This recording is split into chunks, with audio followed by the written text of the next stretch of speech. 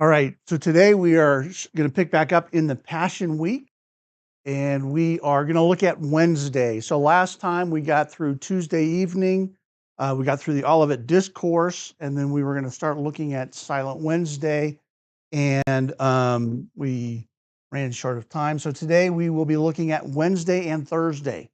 The plan will be to, again, talk about Wednesday, which is silent in the sense that the scriptures don't tell us about Wednesday, but looking at how the narrative is constructed, there's some things that most likely happened on Wednesday. It is a little speculative, but it just kind of fits that some of these things would have occurred that way. And then we'll look at Thursday. We'll look at the Thursday morning or early afternoon, the preparation for the Passover.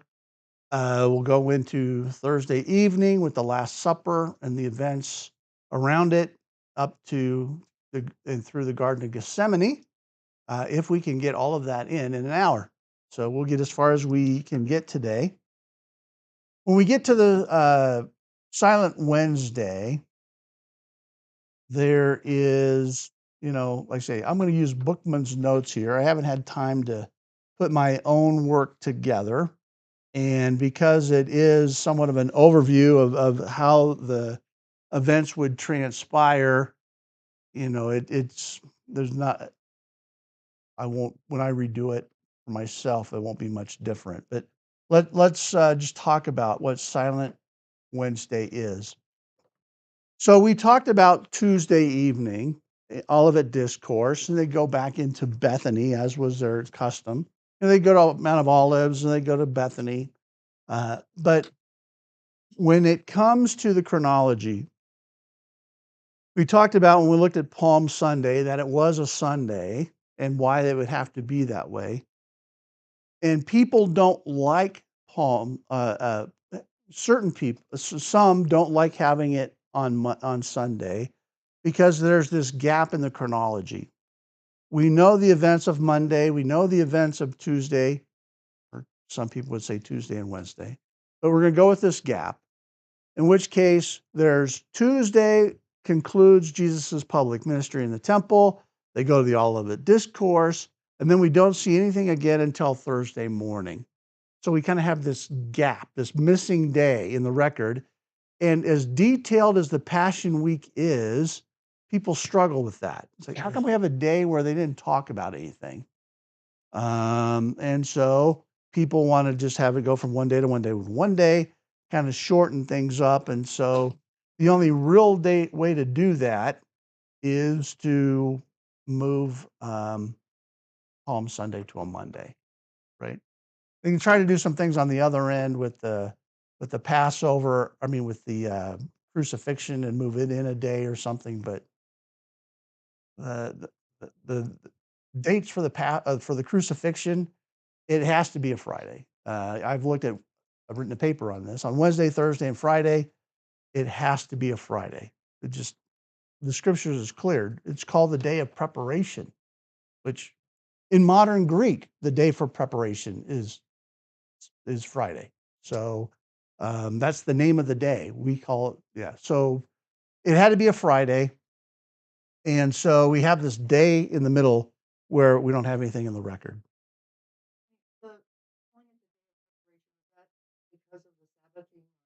Sabbath is on Saturday. Yep. And you go back. Um, I can throw that paper in the folder if someone's interested. But basically, you go back to Josephus. You go back to the usage of Greek in that time period. You can look at modern Greek and just all the events. It is Friday. Yeah.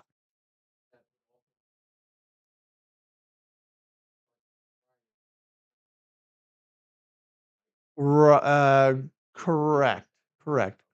Yeah, it's accounting. It's Friday our time. But even then, it's Friday morning. We really don't have a problem with mornings. We have problems with evenings when it flips over.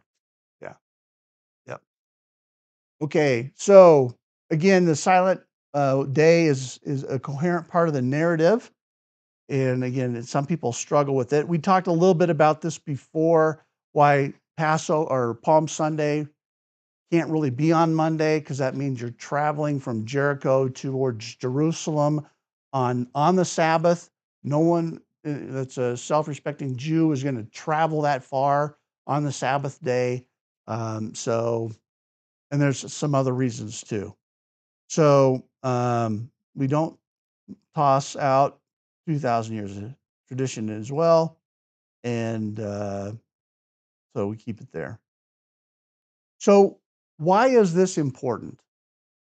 You have to remember that one of the major events that occurred on Tuesday night was Judas going to the Hill of Evil Council and meeting with Caiaphas and the chief priests and scribes that had been and Pharisees that had assembled there to betray Jesus. They were looking for a way to get Jesus, but they wanted to do it away from the crowds. It was very important that they get Jesus, but they do it apart from the crowds. Otherwise, there most certainly would have been a riot. And so Judas gave them the opportunity. He's like, hey, I can hand Jesus over to you away from the crowds. I'm like, oh, you have our attention. And so the way Judas will do that, they were thinking they might have to wait until the week of the festival is over. Judas is like, no, I can give him to you before the week is over because he will be with us for the Passover supper, and you can come and get him then. And so that is what's going to happen. They're going to celebrate Passover together, and Judas is going to plan to go and have Jesus arrested, captured, seized while they're eating the Last Supper. Now, it doesn't work out that way because Jesus is smarter than Judas, and we'll see that. Now, with that plot hatched, a lot of things have to happen, and I'm actually not really following his notes, but we'll catch some of it here. A lot has to happen. First off, the leaders now have to get the Romans involved. They're going to get a Roman detachment, which is like 400 soldiers. They've got 2 detachments in Jerusalem during this time of year for the festival. They have 5 in the region. They have 1 in Caesarea. They've got 2 in Jerusalem. They've got 1, somewhere else, and another one just floating. So they've got 5 detachments. 2 of them are in Jerusalem, and they're there for the feast. So there's half the soldiers are going to be involved in this arrest of Jesus. Why so many? Well, because they are tying this to insurrectionist, and they know that a rebellion could happen. Everybody saw what happened on Palm Sunday, where everybody came out to see Jesus and said, "Save now, save now." And they know about the events on Monday and Tuesday, where Jesus took over the temple and basically had total control. So whatever happens when they arrest Jesus, they have to be prepared for it. So they're going to have a detachment of soldiers go that evening to arrest Jesus. They're going to have their equipment. They're going to have to be, prepared, ready for conflict. So, you know, I'm sure they had some level of readiness, but they would not necessarily be on a moment's notice. Okay, we're ready to go. And the chief priest just can't call them up. There's going to be several layers of military and political authority they're going to have to go through to get this sign off, to have the detachment go arrest Jesus um, when the opportunity presents itself. Been very hard for them to just be ready to do that Wednesday morning. Probably spent all day Wednesday running around, getting the approvals, letting the soldiers know they're going to be ready, this is coming, and so forth. So that's step one. The soldiers have to be authorized and ready to go.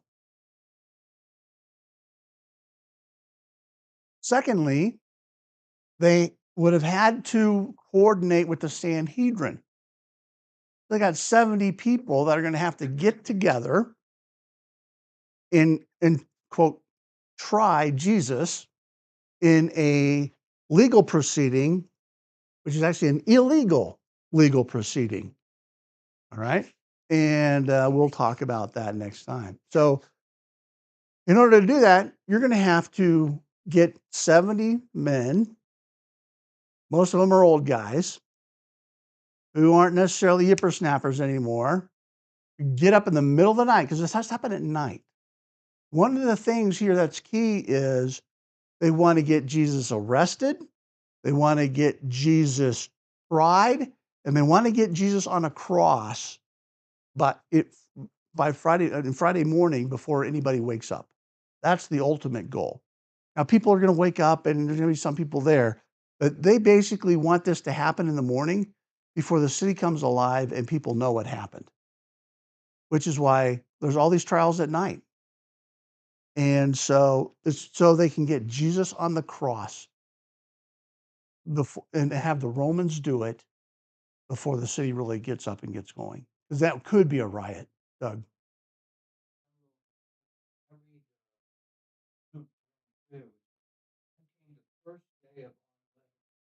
Yep.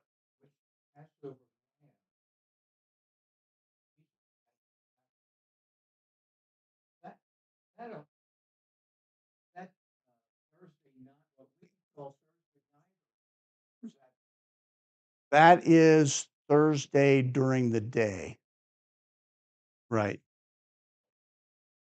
Well, we would call during the day.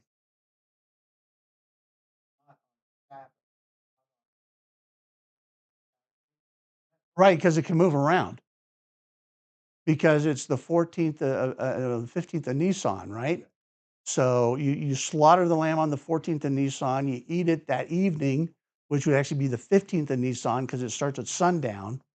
And so, yeah, and so and because the days of the month are tied to the moon, so it can be it'll shift in the day of the week. Yeah. Okay. Because yeah, they're on a lunar calendar. So this is where we're at.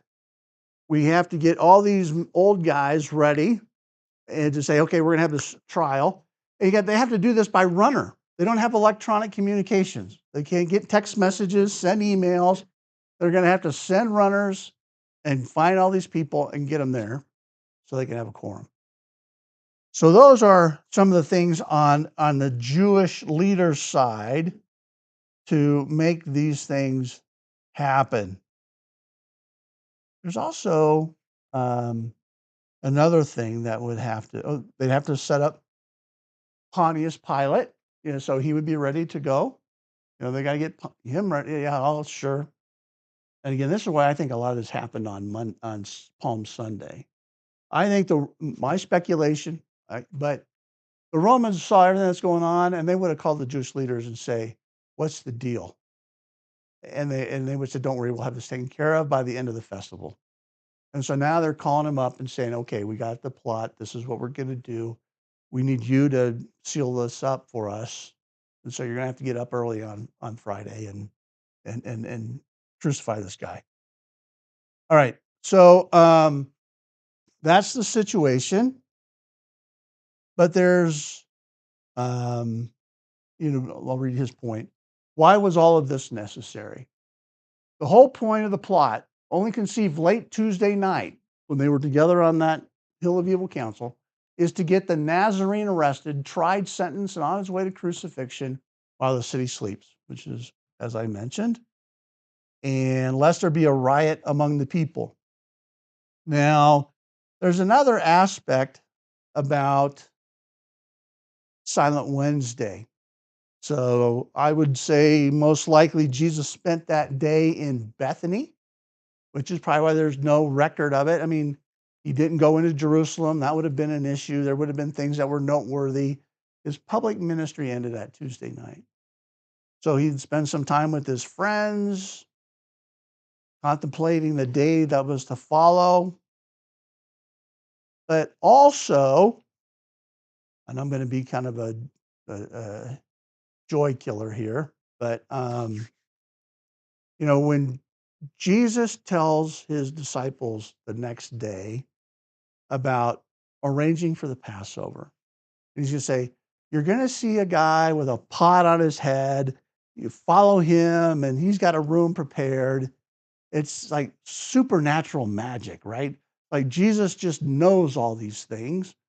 Um, and the reality is, he probably set that all up in his humanity on Wednesday. He coordinated it, was the owner of the room that was they were going to stay in. Maybe he did that a little bit on Tuesday too, but probably Wednesday is when he's making these arrangements. Um, Probably through some, emissaries or people that were known, so that they would know where they would spend the Passover meal. And when you read it, and we will here in a bit, it's almost like spycraft. Like, go to the market, you're going to see a guy with a bucket on his head. He's going to just when you see him, follow him, and then when he gets to where he's going, talk to the owner of the place and say, "Hey, where's the room that you prepared?" Why do I say it like that? Well, the reason is, why is Jesus doing this at all? It's because the plot, which Jesus knows, is for Jesus to be arrested at the Last Supper. But there's only one problem. Judas doesn't know where it is. Judas doesn't know. And this is how Jesus keeps it so Judas doesn't know. And so it's all set up this way, and we'll get into the text here in a minute, so that Judas doesn't know where the Last Supper is. So it's also when I'm going to kind of this is a foretaste of where we're going to end up, hopefully. Um, Judas, during the Last Supper, has that moment where Jesus says, "What you do, do quickly," and Judas leaves. Where's Judas going? He's going to go get the cohort. What does Jesus do? They leave. So now Judas is bringing these 400 soldiers to this house in Jerusalem where they just had the Last Supper, and they're going to find it empty. So now they're going to have to go look for him. That gives Jesus more time with his disciples so that he's arrested in Gethsemane, which we know from history. And why? Because Judas would have, okay, like, he's probably up on Mount Olives, right? But that's not what would happen. He would have left and he would have sent them to where the Last Supper was, because they didn't know in advance where to go. So that's kind of how this all plays out. All right. Let's jump into, let me see, is there anything else here? Okay, Jesus arranging the upper room. Okay, yeah. So let's close that and let's pull into, then that takes us into Thursday. Any questions about Wednesday? I kind of gave kind of just a cursory kind of view of what Wednesday is. We don't have a lot of detail, so we kind of have to see how these things make sense, because it would have been an awful lot to do if there wasn't that 24-hour gap. Question about the meal preparation, is it done by men or by women or? That would have been done, uh, I'm going to say, well, I don't know who prepared the meal. I know the two disciples are sent out to make the preparations. But in one sense, the room was already set up for them because there were servants that did this. Um, and that's one thing we'll talk about. Well, let me jump into it on that piece of it. But who actually prepared the meal and things, I don't know. No, but Yeah, it would have been slaughtered at the temple. So they would have gone to the temple to get the lamb because it had to be sacrificed. And so then they would have taken that to where they were going to have the Last Supper at. possible that Luke 21, all the people would get up early in the morning, come to the temple.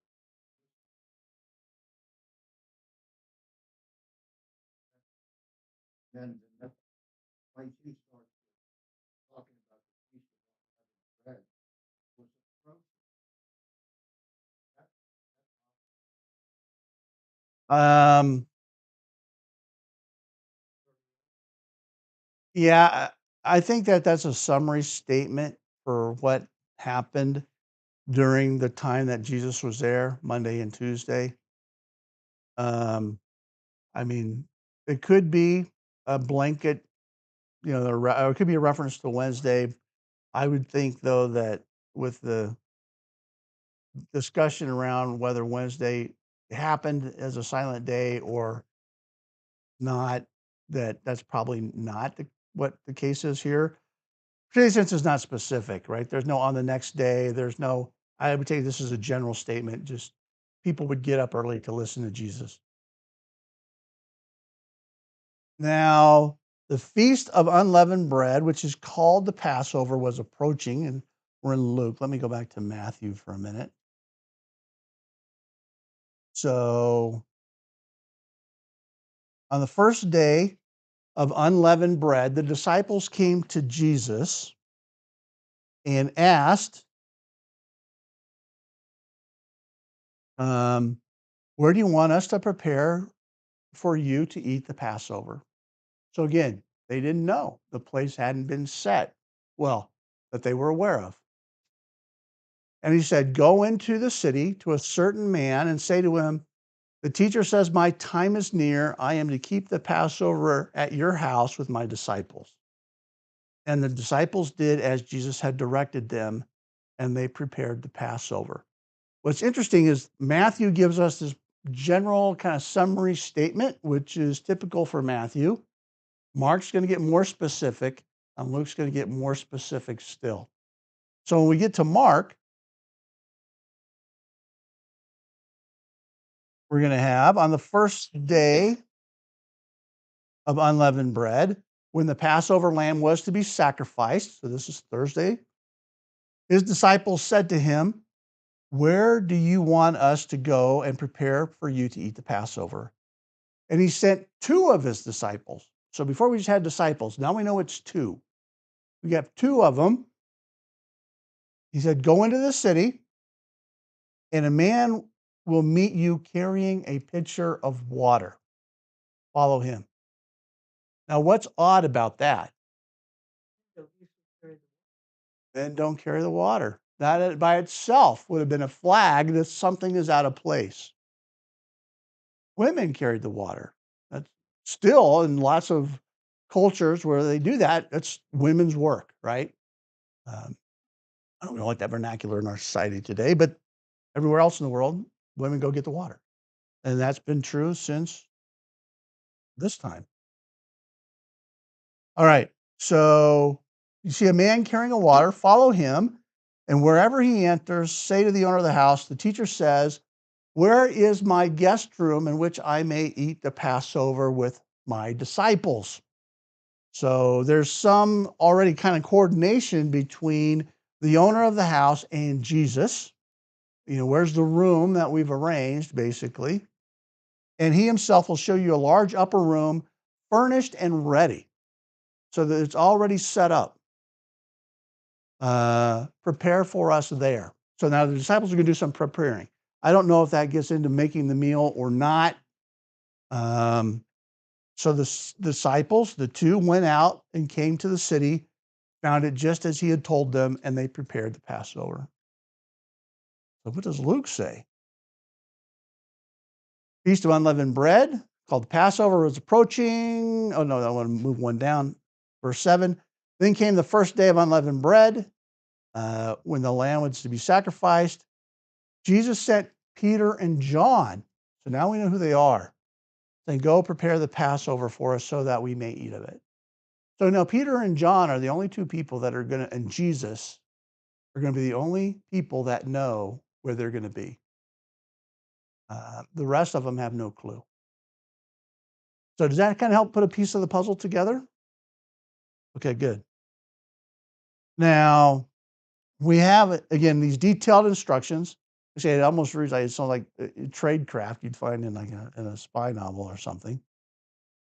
And, again, it's fun to think about this all as being supernatural, kind of magic.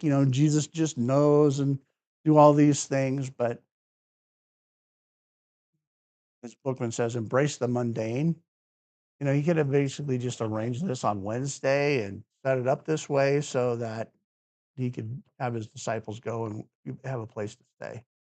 So we don't have to use Jesus's divinity and the fact that he is God. We don't always bring in those abilities to do things that, a person could do, right? So again, Judas or anyone else, they don't know where the Last Supper is going to be. All right. Now, again, talked about the chronology. We have the Feast of Unleavened Bread. That's basically a 7-day feast, which kind of grew into the 8th-day feast. The Passover is actually kind of like one meal, one day during the Feast of Unleavened Bread. And so that's why it kind of comes and works out this way. We'll talk about the Feast of Unleavened Bread. Begins on like the 15th of Nisan, normally the night, which begins at sundown. On 14 Nisan, like I said, just the evening when the lamb is eaten. The lamb was slain on the 14th of Nisan.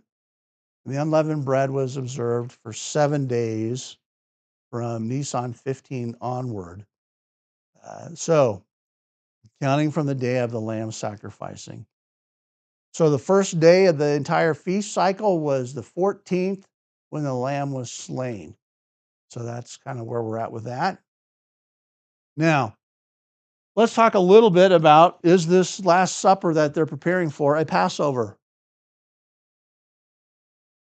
There's an issue because the chief priests and the scribes and so forth, when they're making their arrangements and they can't have the trial, and we'll get into this somewhat next time, where they normally would have it because they haven't observed the Passover yet. They don't want to go into a Gentile's residence because they would be defiled for the Passover. So how is it that Jesus and his disciples are going to observe the Last Supper, Passover, on Thursday evening when the scribes, the chief priests, and people in Jerusalem are going to do it on Friday? And I think the best way to look at this chronologically is there's actually 2 Passovers.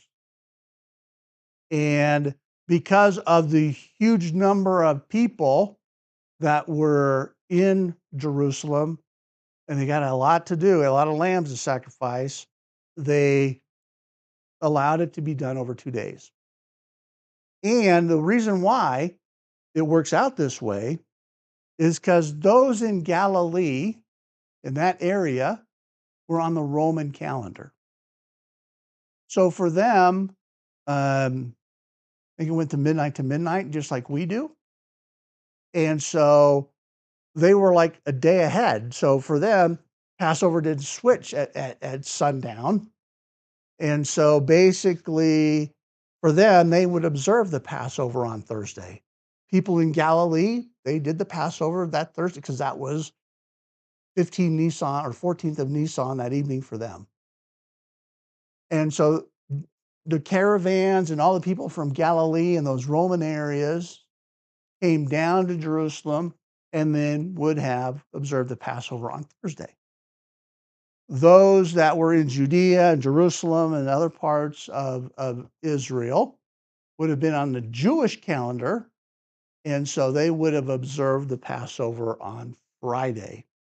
I think it's not necessarily pretty, but there's historical validity to that with them being on different calendars. So that's probably the way that it sets up. Because I personally look at it as the Last Supper was a Passover meal. right? And that's what it's set up clearly as a Passover meal. It just wasn't the Last Supper. It was actually a Passover. So that's how we'll see that. So I'll just address that now. All right. So now the Peter and John did this. They went and they got it all set up. And so when the hour had come, he reclined Jesus at the table and the apostles with him. And he said to them, I have earnestly desired to eat this Passover with you before I suffer. This also allows Jesus to have the Passover meal and yet be the Passover lamb on Friday. So, all right. For I say to you, I shall never eat it again until it is fulfilled in the kingdom of God. And when he had taken a cup and given thanks, he said, take this and share it among yourselves. For I say to you, I will not drink of the fruit of the vine from now on until the kingdom comes. All right. Now, Jesus is going to partake of the meal with his 12 disciples, and he's going to be betrayed here. And let me see if I want to, where do I want to put that? Let's go to John.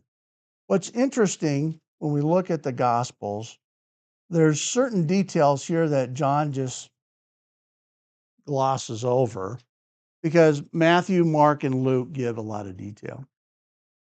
But when it comes to the things that Jesus said and some of the things that Jesus did, John puts an extensive amount of information in there. So with Matthew, Matthew captures kind of the major, begins Jesus's ministry with a major discourse, the Sermon on the Mount, chapters 5, 6, and 7, right? 3 chapters. John is going to capture what Jesus says at the end, the Last Supper.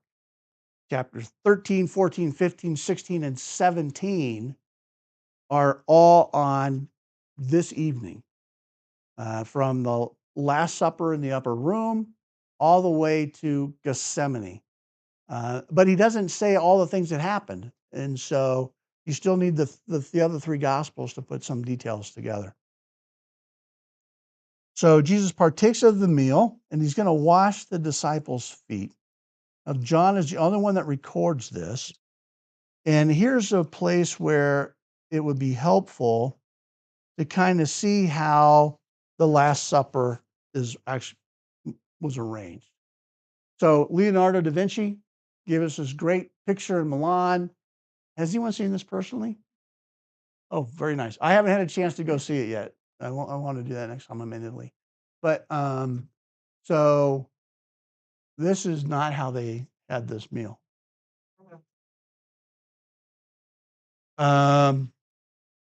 It's so nice, right? It's like Thanksgiving. But instead, they used a triclinium. Has anyone seen a picture like this before? Yeah. So instead of sitting like we do, they would have reclined and laid down and with their legs out, you know, on the side, leaning on their shoulder. They have cushions. And so this is how that room would have been set up with a triclinium, and they would have had this arrangement. And you can see here where it talks about John leaning back on Jesus's breast. That would have just been a way for him just to kind of lean back and kind of pass a secret to Jesus or just have a private conversation. Who is it, Jesus? It wasn't no kind of, weird thing, cuddly. No, he's just leaning back, saying, "Hey, Jesus, who is it?" And then Peter. So Peter's like signaling to John, ask him who it is, right? Well, I mean, Peter's probably over here where they can see each other across the table. So we can get some ideas about who it is. And then Jesus gives Judas the morsel. Well, he's not going to be able to give people over here the morsel. So it's kind of, he's like, here, dip, and he gives it to Judas. So this is how this would have been arranged. And another thing that happens here is this in Luke? I guess it might be in Luke. So let's see. They are going to, yeah, Luke. They're going to have one of their frequent recurring debates. Who's the greatest? Who's the greatest? Now, why would they do that now? You know? And there arose a dispute among the disciples, among them, as to which one of them was regarded to be the greatest. And he said to them, the kings of the Gentiles lord it over them. Why would that matter?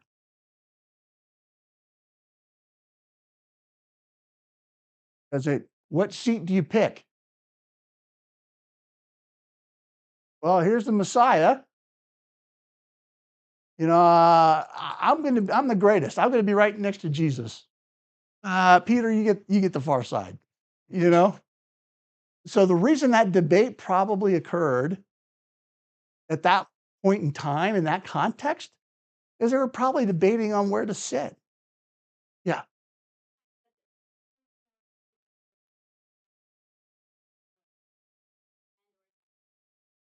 Yeah, we don't know where anyone, I mean, we can't even be 100% that they had a triclinium, but almost definitely they would have, because that's how it would have been done, particularly with this many people. And it was a special room set off, in probably in John Mark's house. His mom, like we're in Acts where they go after Peter's let out and he goes, it's probably that room. But that also was like a position of honor. So Jesus would have had the position of honor. And so that's why he's the most certain, well, him and John, out of all of this. So, I'm just curious why they picked that position as the position of honor. It would be like the middle guy and the middle part that he could kind of talk with, but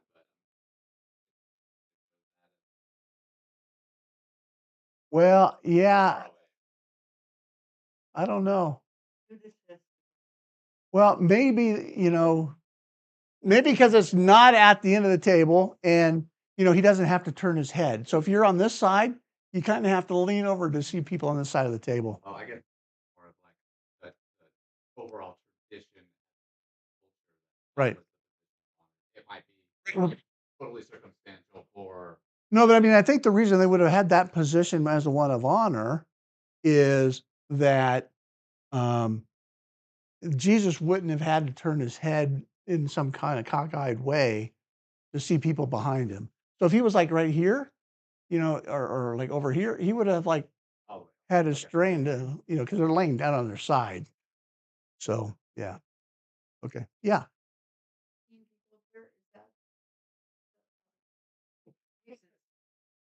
yeah, yeah, Jesus.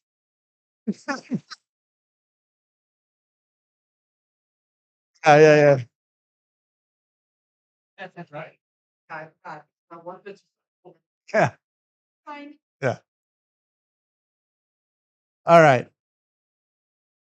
So Jesus washes their feet. So this makes a little more sense too, because we think, what Jesus like? He's kind of working underneath the table here, in our mindset. But when they're like, you can see how, again, it's a thing that a servant does. So the overall point is the same, but we could kind of see logistically how that would work a lot better in this kind of situation. And now, let's see. Let's go to Luke 22. Somebody gonna say, okay, 22. Sure explains, because every time I've read this and it says they were all reclining at the table. I'm like, "What's that mean?" They were just like lounging in their chairs or something. Right. Now that Yeah, and it's weird because in Greek, they talk about the word for like to dine. It's like to lay down kind of thing. Yeah. So okay. So Judas. Okay, let's go here. Go to Luke 22:21. I think I've got the wrong verse. I do. We'll keep going. Let's see. Okay. Yeah, here we go. So verse 20. And in the same way, he took the cup, and that they're saying, this is the cup which is poured out for you, is the new covenant in my blood. But behold, the hand of the one betraying me is with mine on the table. Or indeed, the Son of Man is going to be going as it had been determined. But woe to that man to whom he is betrayed. And they began to discuss among themselves which one of them might be who was going to do this thing. So they're like, Jesus is saying one of them is going to betray him. And like, they asked the question, they're going around, um, verse 22 in Matthew 26, being deeply grieved, each one of them began to say to him, surely not I, Lord, surely not I. And they're going around that table asking that question because they're like, could it be me? You know? And there's a little bit of, the questioning maybe their own loyalty. They don't think they could do that, but they're just kind of going around. And when it comes to, well, then Jesus says, the Son of Man is to go, just as written of him. But woe to that man by whom the Son of Man is betrayed. It'd be good if for that man if he had not been born. And Judas, who was betraying him, said, surely it is not I, Rabbi. Jesus said to him, you've said it yourself. So no one else would have picked up on it. Maybe he leaned back and said it quietly. But you said it yourself. So Jesus knows, no secret here. And let's see, Mark. Detail. And as he came with the 12, they were reclining at the table and eating. And Jesus said, truly, I say to you that one of you will betray me, one who is eating with me. And they asked, who is, surely not I. This is one of the 12, one who dips with me in the bowl, where the Son of Man is to go, just as it is written of him. But woe to that man by whom the Son of Man is betrayed. Would have been better if he had not been born. And so then he's going to initiate the Last Supper. And there's not perfect clarity here, but I am of the opinion that Judas leaves before they institute the Last Supper. And so they come here, Jesus washes their feet, and he predicts his betrayal. And then he dips in the morsel, gives it to Judas. And 27, after the morsel, Satan had entered into him. Jesus said to him, what you do, do quickly. What is it that Judas is going to do? He's going to leave and he's going to go get the soldiers to come get Jesus. Now, no one of those reclining at the table knew for what purpose he had said this to him. So this is John saying, hey, we didn't know what was going on here. A little bit of self-defense. But you said, go do it quickly. And, some thought, because he had the money box, he was saying to him, buy things we need for the feast or go give something to the poor, which is somewhat traditional. And so after receiving the morsel, he immediately left and it was night. So then John is going to go into this prolonged discussion that's going to go through in chapter 17. And so we have him now talking and telling them a variety of things. And let's see what we want to get to here. He was talking about where I go, you cannot follow me now, you will follow me later. Peter said to him, Lord, why can't I follow you now? I will lay down my life for you.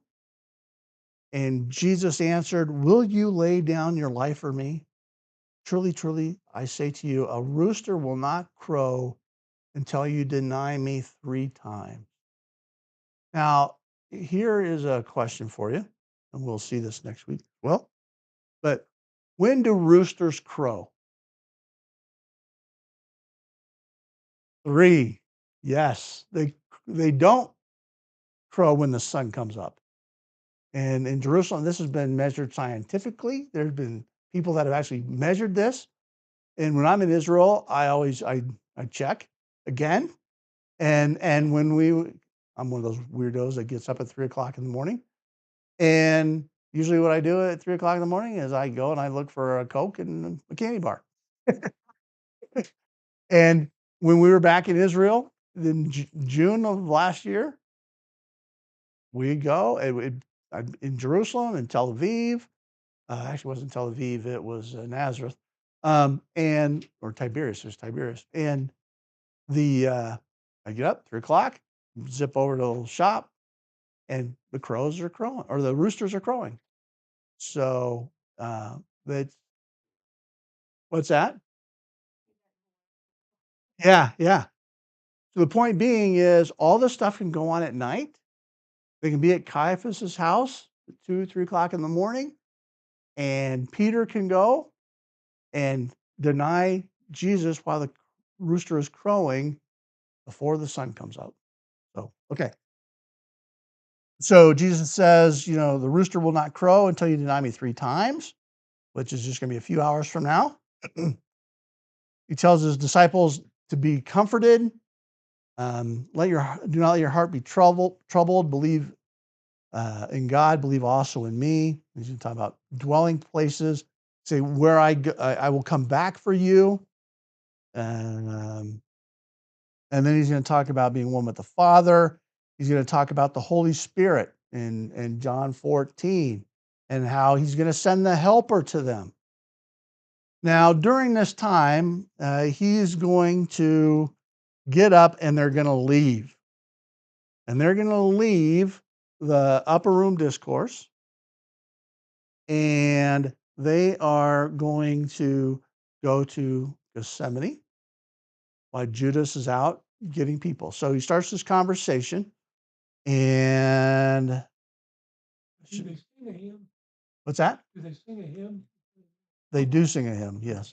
And which one is that? My notes are not as robust here. Let me see. I had to regrout a shower this week. Okay. All right. Then here he goes to Gethsemane. And where's the one where it talks about they crossed the Kidron?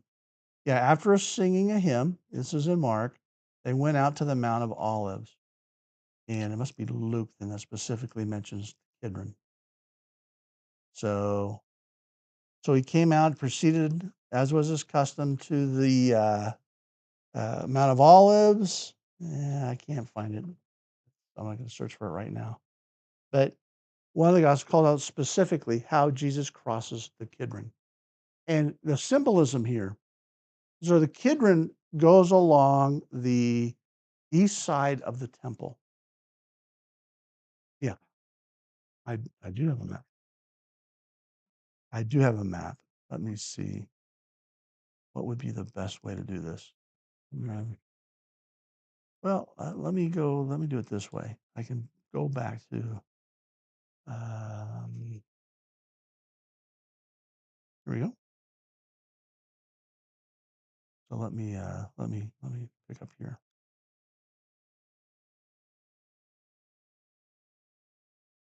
I want to start the show from this slideshow, from current slide. Oh, let me just go the other way. All right, we'll get there. There we go. Okay, so here you can see the Temple Mount area. Here's the Kidron Valley. So they come in from the south, and then they come out on the south side too. But they're going to slaughter the animals. Here's the altar in this area, and there's a gate here for the blood to go out. and the blood goes into the Kidron Valley. So when Jesus into the river, because there's like water there. So there's this picture of Jesus leaving the temple with his 12 or 11 at this point, walking, crossing over the Kidron Valley, going up to the Mount of Olives. And as he does, he steps over the blood as he jumps over the stream of all the sacrificial lambs that are being slaughtered in the temple. There's just that picture of what Jesus is going to be doing for us. So then they go up to the Mount of Olives. Yeah. Go back. Oh, sure.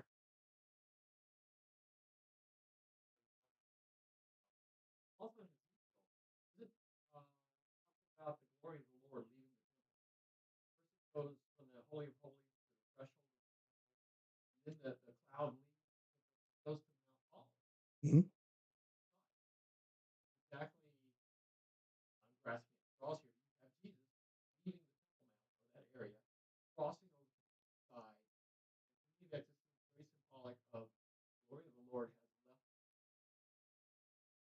Because that's what Ezekiel did, right? Yeah, right, So right. anyway, so he's there in Mount Olives at Gethsemane, looking at crossing over the blood, because the Lord is not going to accept him. Right.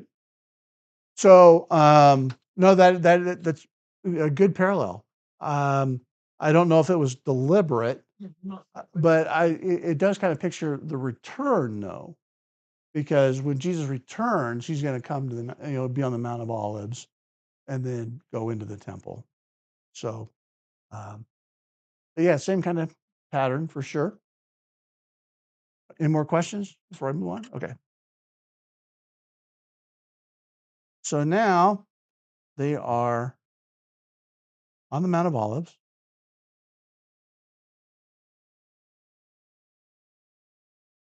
And let's see.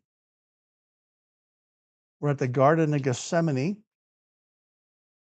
and Jesus is going to go pray. And looking here in Luke, he proceeded to the Mount of Olives. The disciples also followed him.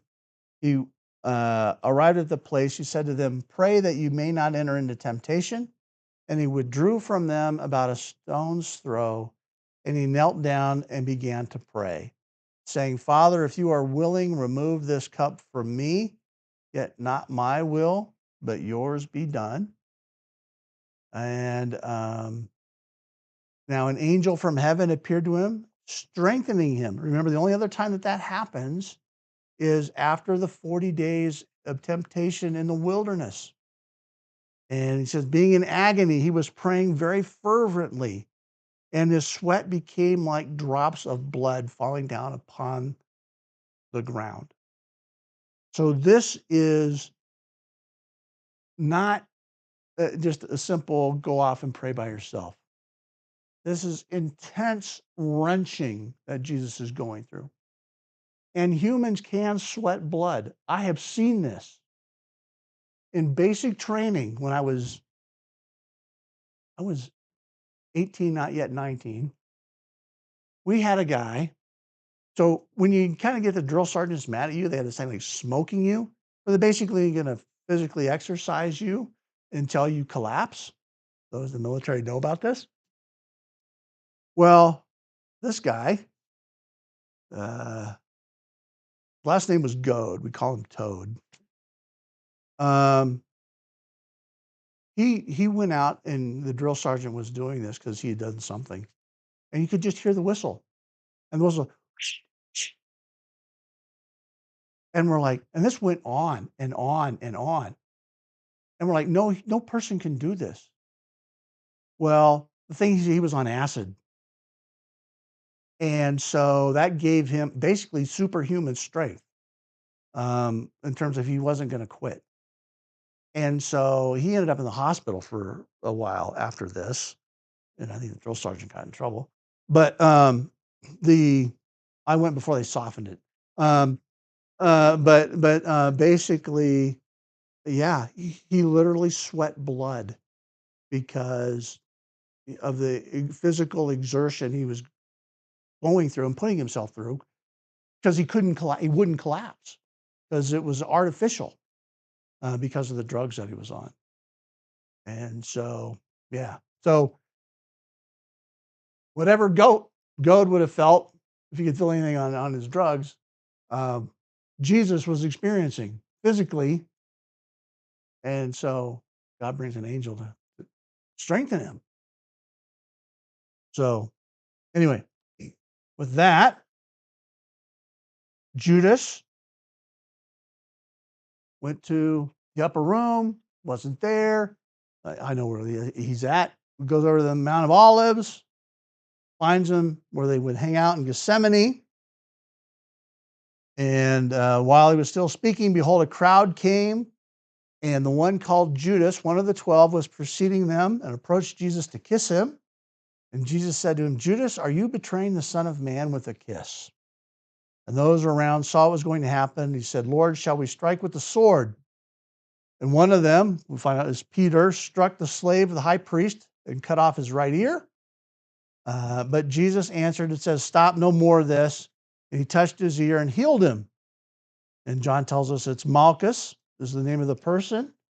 And the chief priest, then Jesus said to the chief priests and the officers of the temple and the elders who had come to him, have you come out with swords and clubs as you would against a robber? Well, I was with you daily in the temple. You did not lay hands on me, but this hour and the power of darkness are yours. So why did you didn't have to come out like this? I'm not a threat. And so he's arrested and they're going to take him off to Caiaphas's house. Now, one more interesting detail here, and that is Mark's account. Now, remember, Mark is recording Peter's words. Peter's like giving a speech, telling about what's happened. He's got, things from Matthew, things from Luke, and he's kind of going through and adding validity to Luke's gospel based on Riley's reconstruction, Riley's reconstruction, but also, and Black agrees, but we do know that he's recording what Peter says and definitively, and then Peter adds a detail that isn't in Mark and Luke. He picks up, have you come out with swords and clubs to arrest me as you would against a robber? And every day I was with you in the temple and so forth. Mark's writing this down. And they all left and fled. That's the 12, including a young man who was following them, wearing nothing but a linen sheet over his naked body. And they seized him and they pulled free the linen sheet. He ran off naked. Now, it's likely Peter says this because it's Mark. And so he's kind of poking Mark here as he tells this story, and Mark's writing it down. And one of the guys, they grabbed his sheet and he had to run off naked. So he's probably, we don't know, but it's most likely it would have been John Mark because he was close to that inner circle. He probably followed him out from the upper room because it's probably his mother's house where they were at. So anyway, I think that's kind of an interesting little speculative, but very reasonable